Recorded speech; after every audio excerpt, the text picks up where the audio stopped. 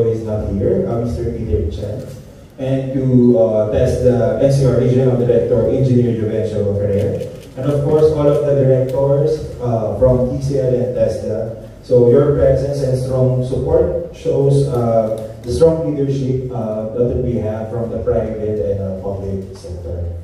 At TCL, we don't see this as a one-day launch or a one-time donation.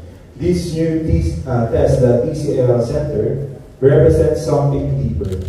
A commitment to enable growth, open doors, and build capabilities, especially in the technical field, where innovation and expertise go hand in hand.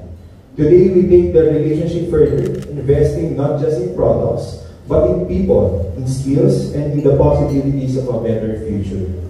Our mission, especially for TCL, has always been to make technology meaningful, and that happens when we bring together brands,